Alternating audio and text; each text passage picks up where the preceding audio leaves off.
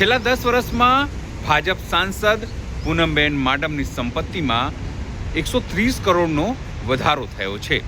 એમાં કોઈને વાંધો પણ ના હોઈ શકે, પણ તેઓ વીબી ગ્રામજી એટલે કે જેનું નામ મનરેગા હતું તેને લઈને તેઓએ પ્રેસ કોન્ફરન્સ કરી.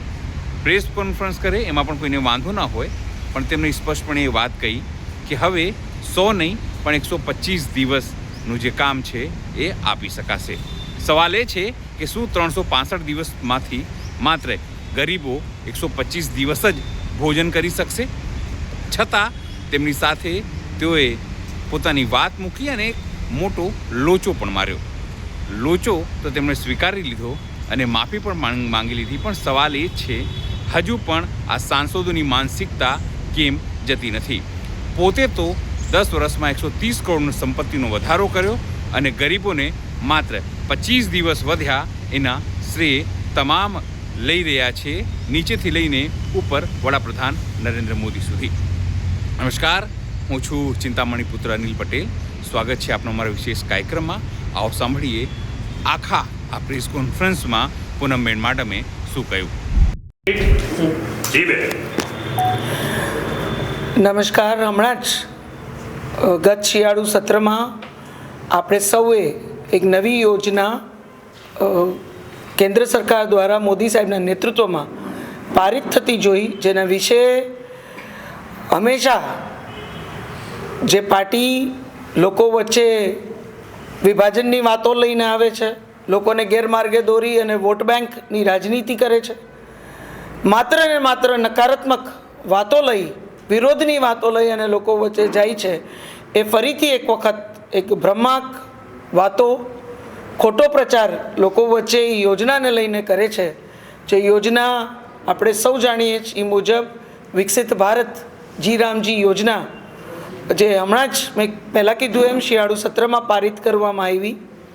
આ યોજના 2005માં જે મનરેગા યોજના આપણી વચ્ચે મૂકવામાં આવી હતી, એ મનરેગા યોજનાને વધુ ક્યાંક મજબૂતી આપતી યોજના છે.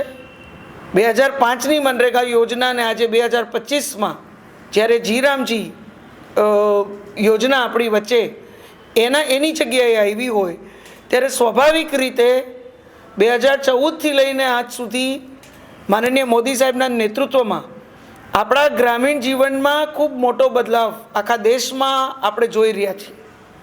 આજે મજબૂતીથી જ્યારે વિકસિત ભારતની પરિકલ્પના લઈ અને આખો દેશ આગળ વધતો હોય, ત્યારે ગ્રામીણ જીવનમાં એક ચોક્કસ બદલાવ, ગ્રામીણ જીવનના નાગરિકોની આશાઓ, અપેક્ષાઓ, આકાંક્ષાઓ અને જરૂરિયાતમાં પણ બદલાવ આપણે સૌ જોઈ રહ્યા છીએ. માનનીય પ્રધાનમંત્રીશ્રીએ સાચા અર્થમાં પૂજ્ય બાપુ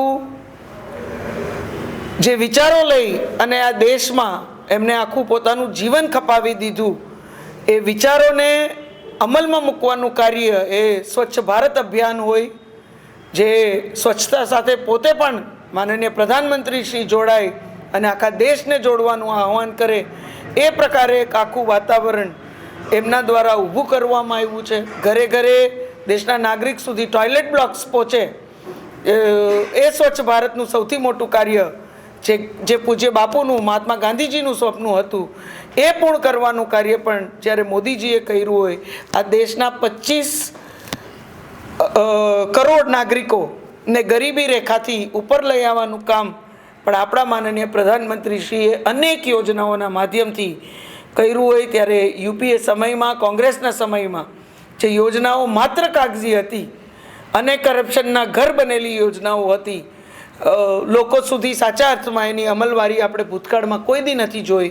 એની જગ્યાએ એક મજબૂત બદલાવ 2014થી લઈને અત્યાર સુધી આપણે સૌ જોઈ રહ્યા છીએ, અને બદલાવના માધ્યમથી જ એક ગ્રામીણ જીવન અને ગ્રામીણ જીવનમાં વસતા આપણા પરિવારો એટલે આપણા નાગરિકોના જીવનમાં એ આપણે એક મજબૂત પ્રગતિ અને એમની જરૂરિયાત પણ બદલતી આપણે દેખાતી હોય, ત્યારે આજના સમયમાં એક પારદર્શક યોજના મનરેગાની જગ્યાએ આવે, કારણ કે મનરેગામાં એટલી બધી શોર્ટકમિંગ્સ હતી, એટલા બધા પ્રશ્નો હતા મનરેગાના, કે સાચા અર્થમાં કોઈ કામ મનરેગાના માધ્યમથી એટલે ઘણી અંશે ઘણા બધા કામો કાયદેસર જે રીતે એની ગાઈડલાઇન્સ મુજબ થવા જોઈએ એ પ્રમાણે થઈ ના શકતા, એમાં એટલા લૂપહોલ્સ હતા, એ બધું જ અત્યારના એમાંથી કાઢી અને ખૂબ જ પારદર્શિત એક ટ્રાન્સપરન્ટ યોજના વિકસિત ભારત જી રામજી યોજના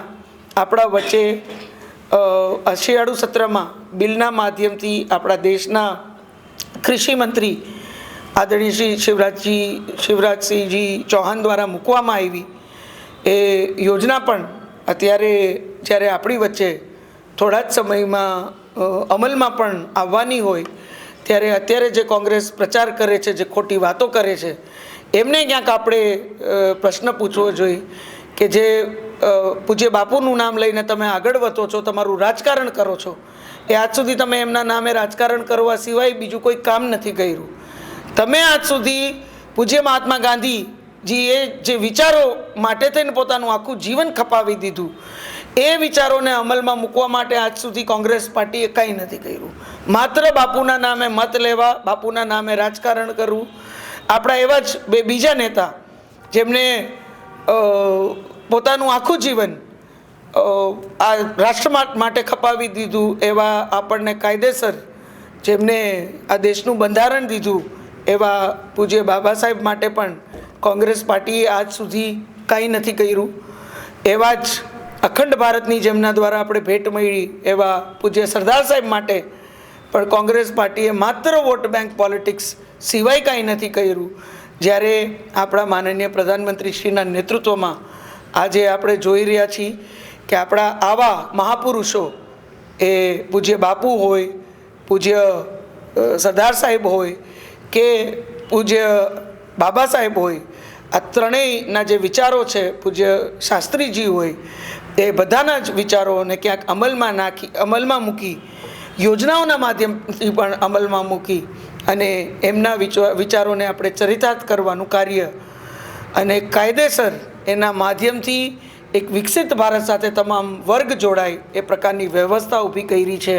એટલે માત્ર વોટ બેંક પોલિટિક્સ કરતી આ કોંગ્રેસ જ્યારે વિરોધની વાત લઈને, નકારાત્મક વાત લઈને લોકો વચ્ચે આવે છે તો એક વાત એ ભૂલી જાય છે કે હવે લોકોને એમની આવી વાતો પર, આવા વિરોધ પર કોઈ વિશ્વાસ નથી રહ્યો. હવે લોકોએ એમને મજબૂત જાકારો આ દેશના ખૂણે ખૂણેથી આપી દીધો છે.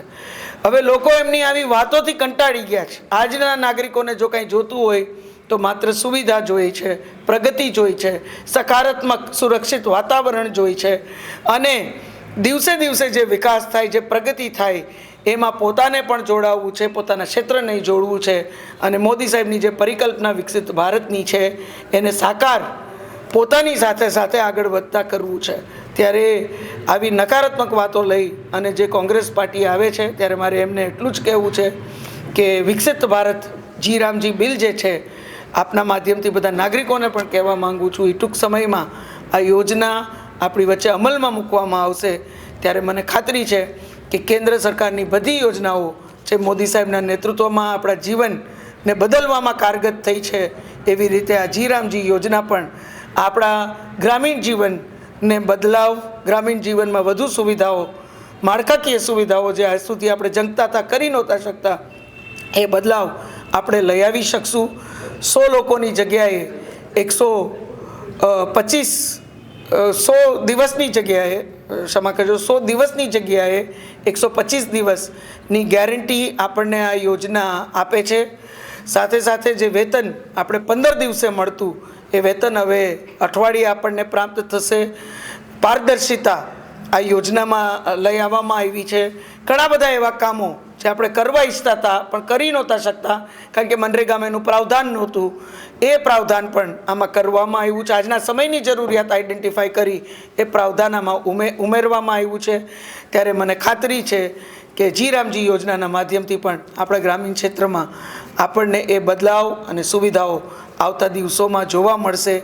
આપણું સમગ્ર ક્ષેત્ર મજબૂતીથી વિકસિત ભારત સાથે આપણું ગ્રામીણ ક્ષેત્ર પણ જોડાશે અને એમાં વિકસિત ભારત જી રામજી યોજનાની બહુ મોટી ભૂમિકા આવતા દિવસોમાં કેન્દ્ર સરકારની બધી યોજનાઓની જેમ હશે. કોઈ કાગઝી યોજના બની અને કેન્દ્ર સરકારની કોઈ યોજના આજ સુધી નથી રહી ગઈ, એવી જ રીતે આ યોજના પણ કાયદેસર જમીન ઉપર, જમીની સ્તર ઉપર આપણા જીવનમાં અને સુવિધામાં બદલાવ લઈ આવતી એક મજબૂત યોજના છે. ત્યારે આ દિશામાં આપ સૌ જાગૃત રહ્યો. આજ સુધી આપ જાગૃત જ રહ્યા છો અને જાગૃત રહ્યો અને વધુને વધુ લાભ આપણા ક્ષેત્રને આ યોજનાઓના માધ્યમથી મળે એ પ્રકારની વ્યવસ્થામાં સકારાત્મક રીતે એક મોટા પરિવાર રૂપે આપણે સૌ જોડાઈ